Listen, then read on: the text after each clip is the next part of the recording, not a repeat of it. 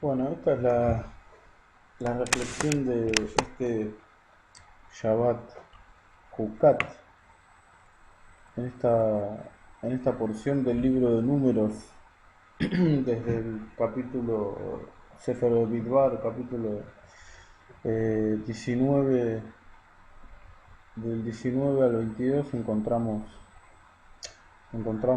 realmente, es una porción que podríamos llegar hasta decir enigmática, ¿no? Porque tenemos desde el principio, desde el comienzo, el Eterno, la Torá nos dice que el Eterno habla a Moshe y a Aarón y les dice, Tzot Jukata Torah, Acher Tzivá Hashem Lemor.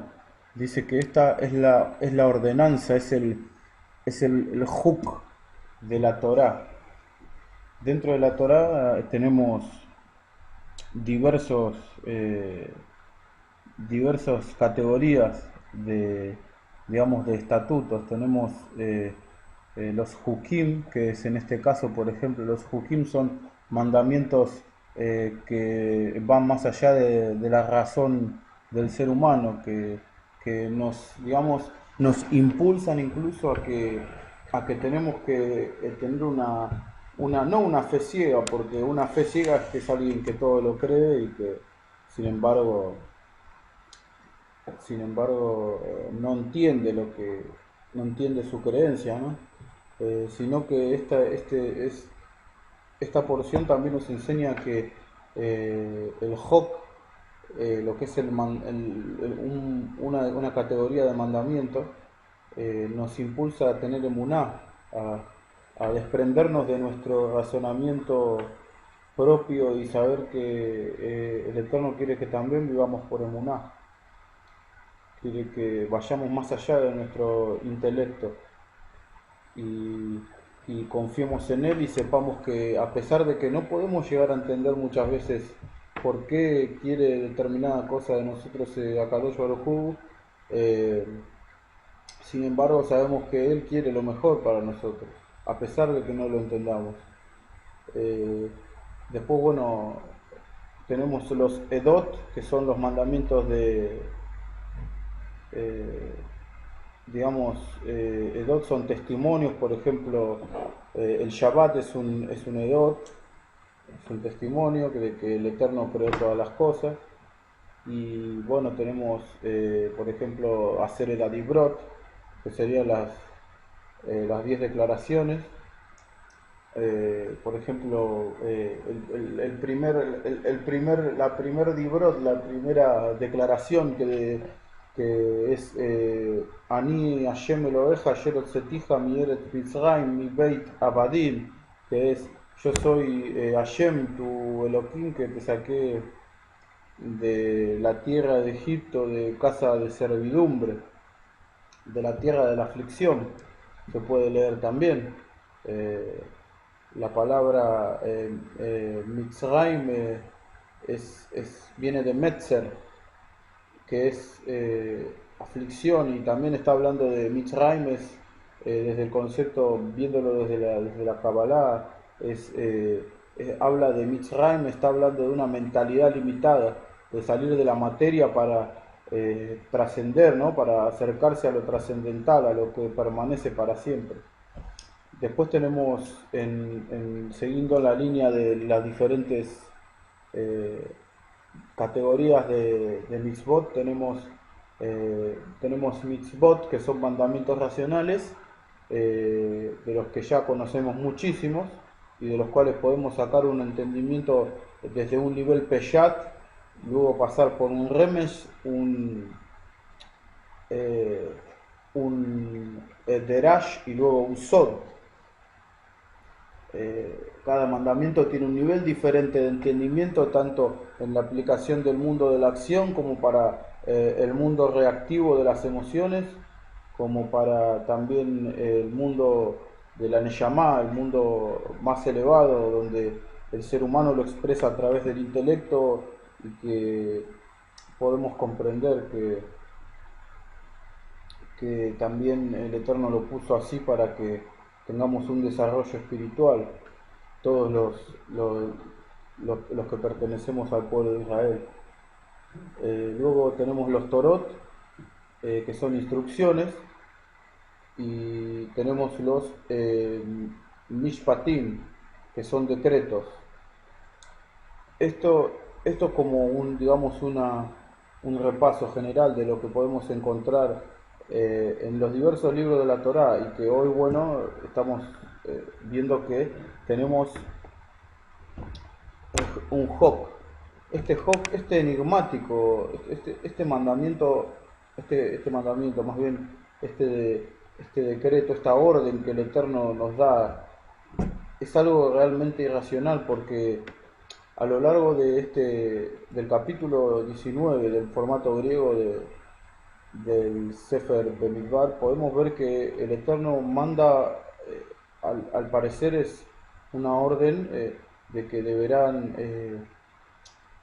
sacrificar una vaca, la pará Dumá, el famoso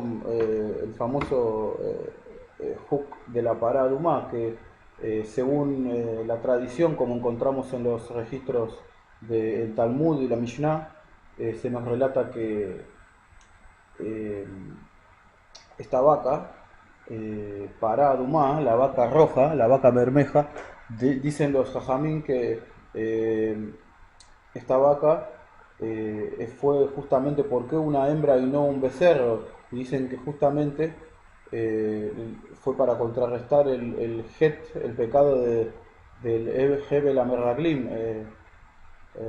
no, perdón, Hebel Azahab, eh, el becerro de oro. Eh, y justamente esto, los jajamim sabían dentro de los requerimientos que esta vaca debía tener, era que no podía tener más de 3 años, no podía superar la edad de los 3 años, tampoco, esta vaca tampoco podía tener más de 2 pelos blancos, o sea, tenía que ser en su totalidad. Es como una especie digamos, ¿cómo se podría decir? Una norma de que no podía tener pelos, más de 2 pelos blancos, si mal no recuerdo. O sea, tenía que ser en su totalidad, la vaca tenía que ser absolutamente roja, no tenía que tener ningún otro color. Y el último requerimiento era que no debería haber sido yugada, no debía haber sido yugada la vaca. Es decir, no debe haber arado, no debe haber trabajado, no debe haber arado ninguna tierra. Y realmente los rabinos, incluso hay una historia en el Talmud muy graciosa de que los rabinos encontraron un pagano, una persona del mundo que tenía una vaca roja y que la pone en venta, y esta persona, bueno, vienen los rabinos le preguntan cuánto quería, y bueno, les dice 5.000, vamos a poner un número, $5.000, y le dice, no, bueno, le dice, pero cambié de idea, le dice, ahora quiero 10.000. Entonces los rabinos van a buscar el dinero, y cuando vuelven con los 10.000 le dice, no, pero cambié de idea, le dice. Y nuevamente los rabinos le preguntan cuánto es lo que quieres, y dice, quiero 20.000. Dice, y así hasta que los rabinos le traen, no hay ningún problema, terminan yendo a buscar, o sea, se quedan sin dinero ellos, y van a buscar los tesoros del Bet HaMikdash, y para comprar esa parada humana, porque era algo muy, muy difícil de conseguir, no era algo que no cualquiera tenía una vaca roja en aquella época, ni siquiera en esta época es muy difícil, a menos que obviamente sabemos que han manipulado genéticamente para crear esa vaca, pero obviamente eso no es una provisión del Eterno, sino del hombre. Y, y resulta ser de que este hombre, cuando antes de cerrar el trato la noche anterior, se da cuenta que obviamente iba a recibir mucho dinero, y quiso pasarse de listo, y le puso el yugo a la vaca, y la hizo arar el campo. Y cuando los rabinos fueron a verificar si realmente si realmente estaba en condiciones la vaca, le dijeron que no, porque los rabinos, obviamente, la sabiduría de Israel, eh, en amplias ramas, los rabinos sabían que, dentro de muchas otras cosas, sabían que cuando una vaca era yugada, diversos pelos del cuello se le hundían y no se le volvían a levantar, y la vista de la vaca cambiaba, o sea, ya no miraba más al frente, sino que ya miraba hacia otro lado la vaca. Entonces los rabinos le dijeron que no, que su vaca no servía, y cuenta la historia de que este hombre, al darse cuenta de todo lo que había perdido, de todas las riquezas que había perdido, se colgó, dice, cuenta esta historia. Pero ¿qué es lo que esconde realmente eh, esta, digamos, esta para allá, ¿no? ¿Qué es lo que esconde este Job? Este Job que dice, que dice, tenemos aparte determinadas,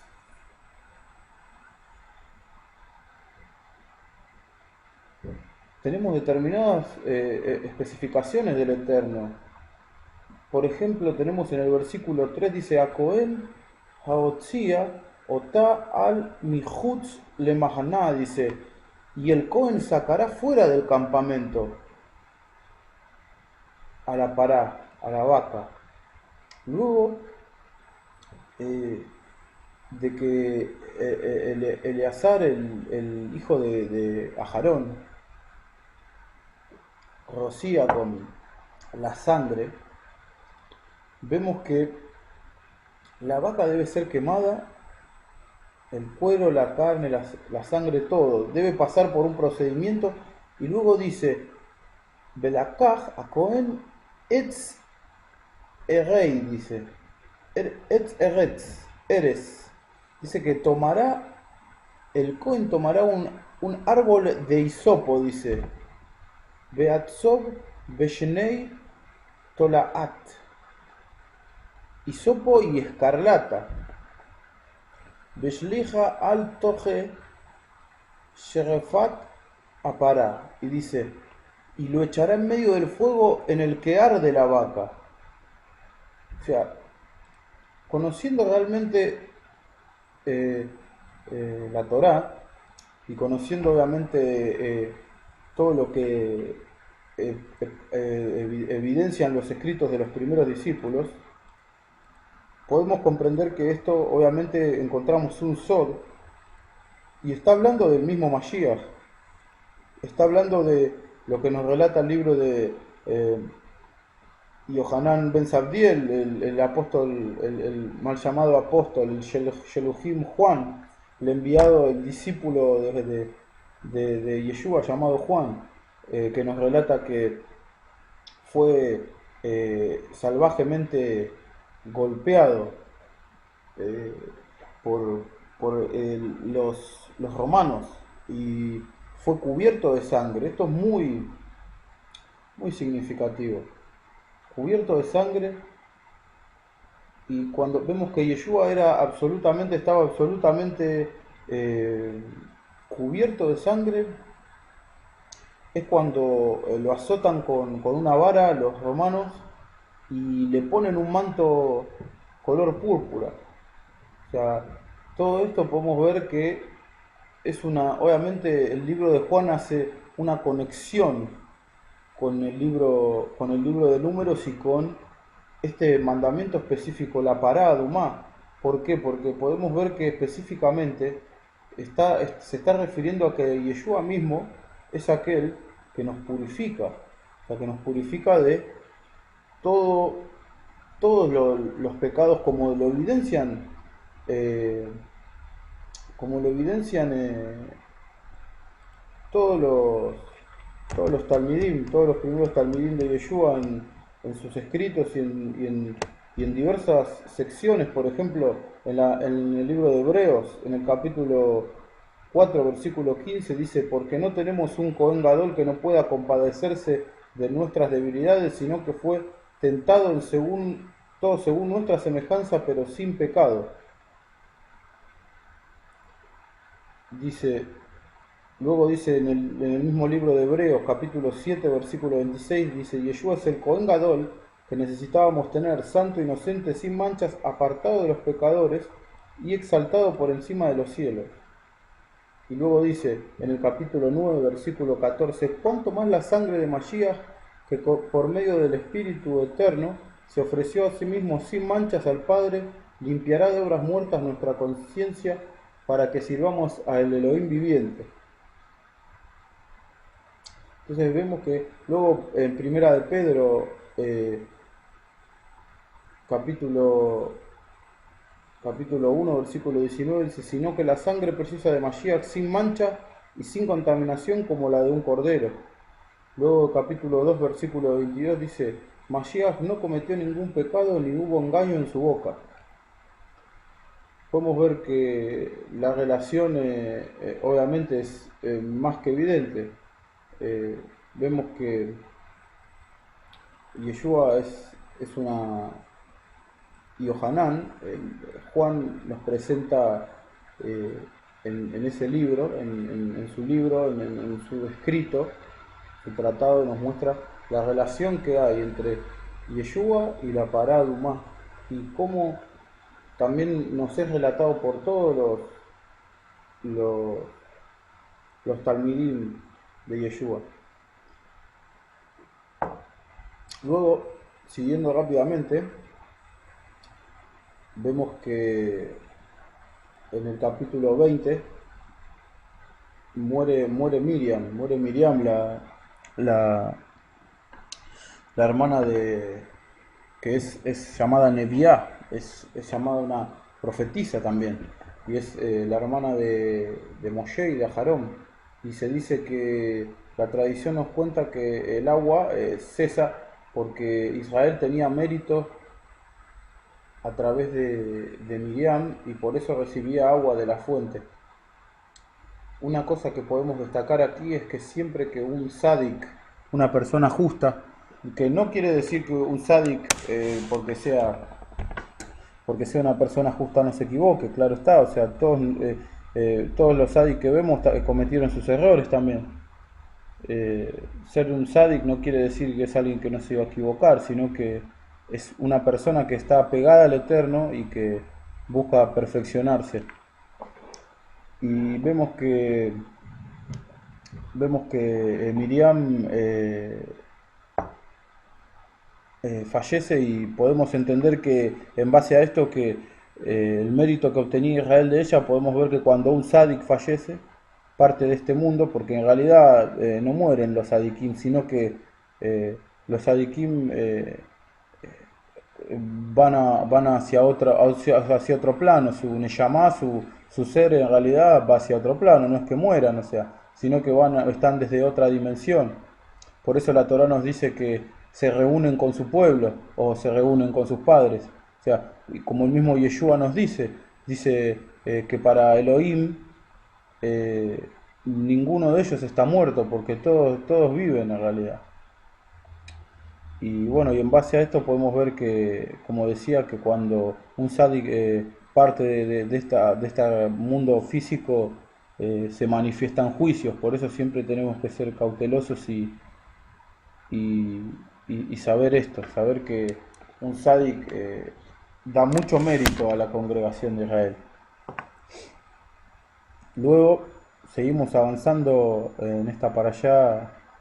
Podemos ver que luego se queja el pueblo de Israel, eh, se queja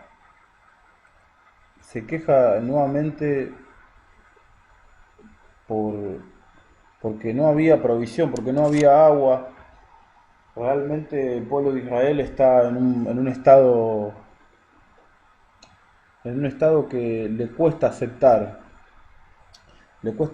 la realidad que está viviendo y renunciar totalmente a las comodidades que había en Egipto, y por eso se queja, y lo que produce esta queja es que el Eterno, el Eterno se manifieste y bueno, en esta ocasión vemos que vemos que que Moshe ni Aharón, ninguno de los dos habla en esta ocasión. ¿Por qué? Porque vemos que ellos no tenían, muchas veces el Eterno se manifiesta y Aharón y Moshe y Aharón están delante para defender al pueblo, pero en esta ocasión no había nada que alegar por el pueblo. En esta ocasión el pueblo seguía siendo rebelde y vemos porque por ese motivo Moshe y Aharón no dicen nada. Y es cuando el Eterno se manifiesta y y les dice que tiene que hacer brotar agua de la peña y para que pueda beber la congregación y las bestias. ¿Cuál es el problema qué es lo que sucede aquí? Vemos nuevamente que así como en el Sefer Bereshit, Moshe nos escribe de manera extraordinaria cómo funciona el ser humano, él mismo conociéndose también, siendo un sádic y siendo un sádic muy elevado para su generación, el más elevado de su generación, él vuelve a cometer el mismo error que cometió Adán. ¿Qué es lo que le sucede? Se deja llevar por sus emociones, se deja llevar, se deja llevar por la bronca, se enoja y les dice, escuchen rebeldes, ¿acaso tenemos, dice, Vaihlu Moshe be'Aharón et Akahal al penei asalá, Vayomer lachem shimau na hamorim Amin Azela Atse Notzia Lachem Maim. Y esto es, escuchen ahora, rebeldes. Se juntaron Moshe y Aharón a la congregación delante de la peña y les dijo, oíd ahora, rebeldes, os hemos hacer salir aguas de esta peña. O sea, vemos que Moshe se deja llevar, como nos sucede a todos en muchas ocasiones de nuestra vida. Se deja llevar por su emoción e incluso los increpa y les dice rebeldes, cuando el Eterno no lo mandó a increpar en ningún momento. Y vemos que también lo dice de un modo sarcástico, o sea, vamos a hacer salir agua de esta peña, cuando en realidad el Eterno solo lo mandó a que hablara a la roca, cuando que se dirigiera a la roca de un modo, digamos, utilizando el Eterno quería hacer dentro de los 4 canales que tenemos, digamos, lo que sería Domem, que es el mineral, el Someach vegetal, Hayot, que es el animal, y Medaber, que es el hablante, que somos los seres humanos. El Eterno quería hacer venir esta bendición a través del canal humano, o sea, que Moshe hablara a la roca. Pero ¿qué fue lo que sucedió lamentablemente? O sea, Moshe, al golpear con la vara, hace que esa bendición venga por un canal mucho más bajo. Y obviamente esto trajo una consecuencia, o sea, al estar todos esperando que apareciera esta agua, obviamente vemos que eh, lo hace de un modo como, o sea, no, no como el Eterno se lo manda, y bueno, vemos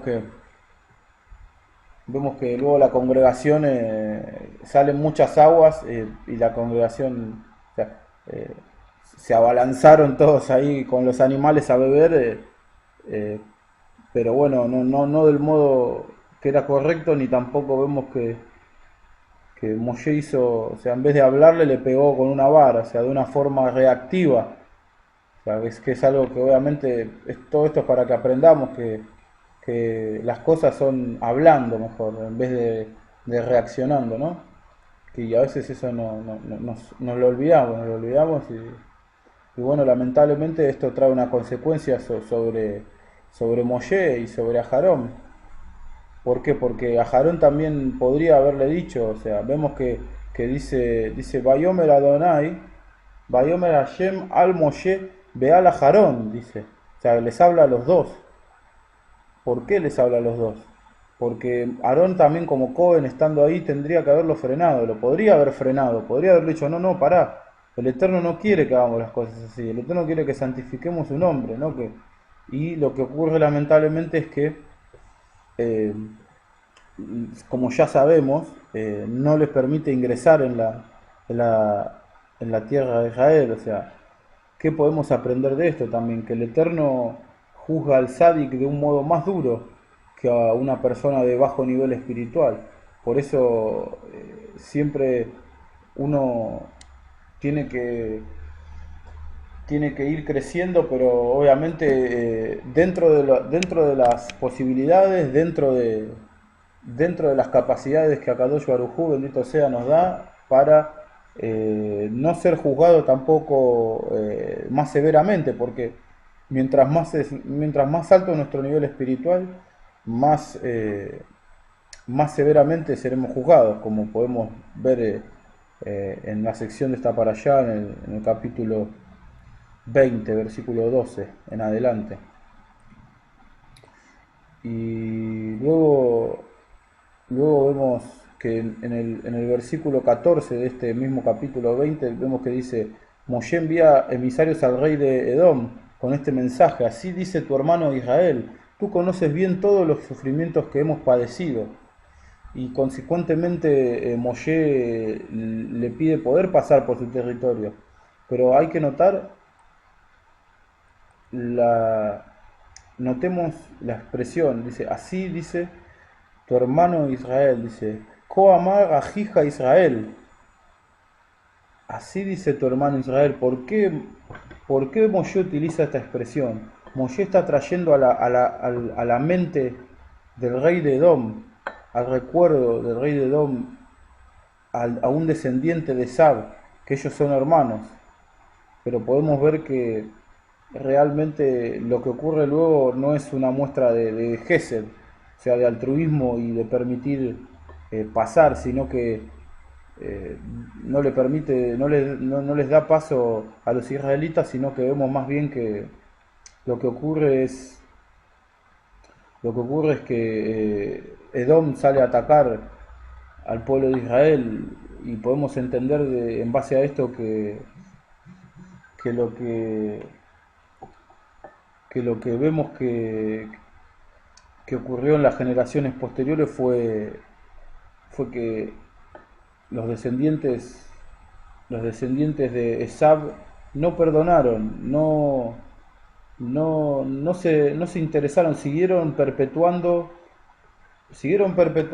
esa misma mentalidad de egoísmo, de querer mantener, a pesar de ser hermanos con Israel, Edom siguió manteniendo esa división a través de las generaciones eh, y, y hasta el día de hoy, obviamente, como podemos ver que Roma sigue en pie, o sea, Roma es Edom, eso podemos también entenderlo a través de la historia y de todo lo que ocurrió, se fue desarrollando en los eventos posteriores eh, al siglo I, con la manifestación de Mashiach. Luego vamos al capítulo 21. En el capítulo 21 de Números encontramos que el pueblo nuevamente eh, vemos que habla contra Elohim y contra Moshe, cometiendo un error muy grave, poniendo a Moshe al mismo nivel que a Elohim, poniéndolo como si Moshe fuera el causante de todo lo que está ocurriendo, cuando el Eterno es el que los quiere llevar por buen camino y ellos siguen ansiando Egipto, como nos dice el capítulo 21, versículo 5. Dice, Vaidaber Haam, y habló el pueblo, Be Elohim, Be Uba Moshe, Lama He Elitenu, Mimitzraim. ¿Por qué nos hiciste venir de Egipto, Lamut, para que moramos, Bamidbar, en este desierto? O sea, vemos que incluso luego lo que dice, lo que continúan diciendo, dice, Ki ein lechem be'ein maim, o sea, no hay ni pan ni agua, benafshu, benafshenu, dice, y nuestra alma, katzab balechem hakelokel, dice, tiene fastidio de este pan tan liviano, dice. O sea, se estaban quejando encima del maná que el Eterno les estaba dando. O sea, ya estaban llegando a un punto donde realmente se estaba volviendo algo realmente el pueblo de Israel, algo rebelde y contumaz, como nos dicen los Talmidim también. Y, ¿Y qué es lo que sucedió? El Eterno, por consecuencia, o sea, es algo que se disparó automáticamente, porque vemos que de un versículo a otro no dice que se encendió en ira de nada, dice Vaishlach Hashem Ba'am, dice, y el Señor envió, o sea, fue algo automático lo que activó, que la santidad del Eterno estuviera ahí fue, y ellos se quejaran luego de todo lo que venía con otro, fue algo automático que se activó esta, dice que Anahash a Serafim, Bainashu et Ha'am, Bayamat Amrab mi Israel. Dice que el Eterno envió entre el pueblo serpientes ardientes que mordían al pueblo y murió mucho pueblo de Israel. ¿Y qué fue lo que el Eterno, qué fue lo que sucedió? Podemos ver algo positivo. Podemos ver que el Eterno, se acerca al pueblo a Moshe y dice, Bayomru Hatanu, dice, hemos pecado por haber hablado, Kidibranu Ba Hashem Bebachti Tapalel, por haber hablado contra el Eterno y contra ti, te pedimos que ores para que el Eterno quite estas serpientes de nosotros, y vemos algo positivo, vemos que ahora el pueblo sí, antes no hacía esto, antes no hacía teshuvá al pueblo, vemos que esto es positivo, o sea, fue una teshuvá digamos, verdadera, no como cuando ocurre el pecado de Geta Merraglim, de los espías, que ellos hacen como que se arrepienten y luego suben a querer conquistar la tierra y obviamente les va mal porque el Eterno no está con ellos.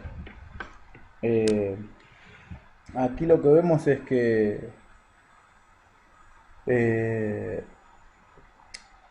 Moshe ora al pueblo, vemos que se arrepienten efectivamente, hacen teshuvá sinceras y Moshe ora por el pueblo. ¿Y qué es lo que ocurre? Hashem le dice, Bayomer Hashem al Moshe Aseleja Seraf Bashimoto al Nes Beayakol Anashu Anashuje Bera Oto Behai, dice. Y el Eterno dijo a Moshe que hazte una serpiente para ti, dice. Le dice, Leja, dice, para ti. Esto contiene una implicación de que, ¿por qué le dice para ti? Esto, porque le está indicando que se le haga para él a Moshe. Eso es algo muy profundo que ahora no voy a detallar.